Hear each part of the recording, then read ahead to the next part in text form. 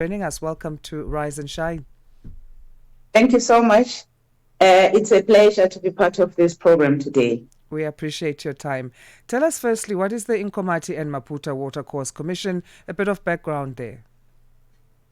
Thank you so much. The Incomati and Maputo Watercourse Commission, shortly called INMACOM, is a transboundary water management institution that is aimed at managing the shared water resources between the Republic of South Africa, the Kingdom of Eswatini, and the Republic of Mozambique. We have signed an agreement on using the water resources equitably and also sharing the water resources between the three member states. And the role of this institution is to implement that agreement that we have signed in 2002 as the three member states. So what has have your key takeaways so far from the discussions at the World Water Week 2025 been? Yes, my key takeaway from this World Water Day gathering is that there's the agency and the way water is available and the way we use it, it's interconnected, and the water resources are connected to climate, to biodiversity. And the theme for this year, which is Water for Climate Action, underscores the importance that water isn't just a casualty of climate change, but it is a vital tool for mitigating and adapting climate change. So the discussions we are having here are emphasizing that we have to take a holistic approach in managing the entire water cycle, from the water that is in the glaciers, the water that is in the oceans, the water that is in the rivers, as well as groundwater, so that we are able to adapt to the eventualities that are being caused by climate change. So how does the theme Water for Climate Action resonate with the current challenges faced in the Incomati and Maputo water courses? Yeah, in the basins that we share between South Africa, Eswatini, and Mozambique, the water resources are already highly stressed. As you would know, the water is used for irrigation, but on the South African side, there's also the energy generation. The water is used for cooling in thermal power production. In Mozambique, again, there's a lot of industries and things like that. So it's already highly stressed and susceptible to the increasing pressures of climate variability. So the climate action will involve that we need to adapt to this variability of the water. We must build resilient systems so that we can deal with these extreme impacts.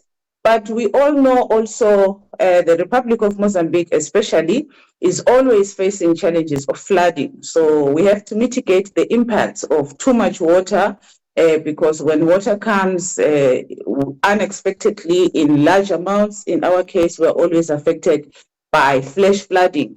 So when it comes too much unexpectedly, we have to have means to be able to deal with that, and therefore we have to be able to anticipate that through maybe forecasting systems and early warnings so that we can deal with that. But the other issue is the equity. When there's too little water and we have an agreement to share that water, we have to find a way to ensure that we still each get a share of the available water resources at that time.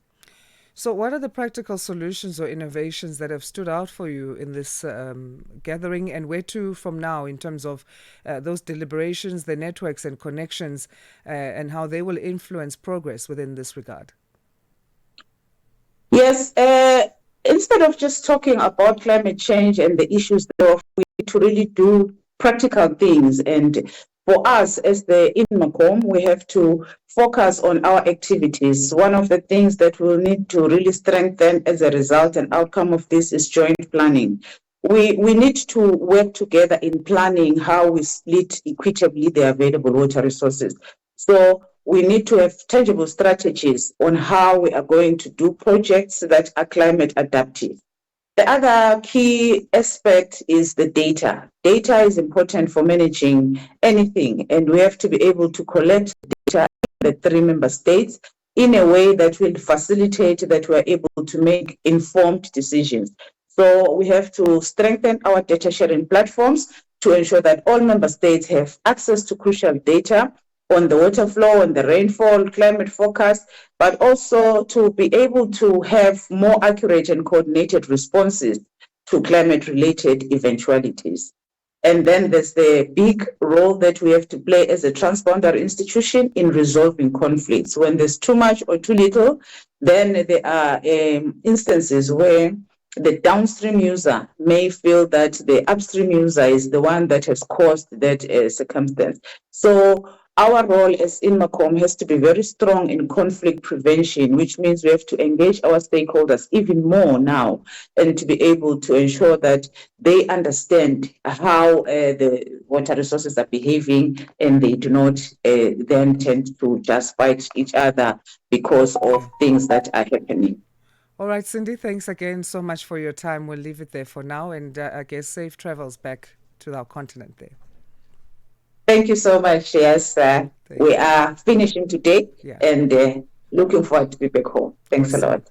Awesome. Executive Secretary of the Incomati and Maputo Watercourse Commission, Sindy Mthimkhulu. She's in attendance there at the World Water Week 2025. That's in Stockholm, Sweden. A fresh morning, a fresh perspective. Stay tuned to Rise and Shine on Channel Africa. As Uganda heads towards its fifth multi-party election in January,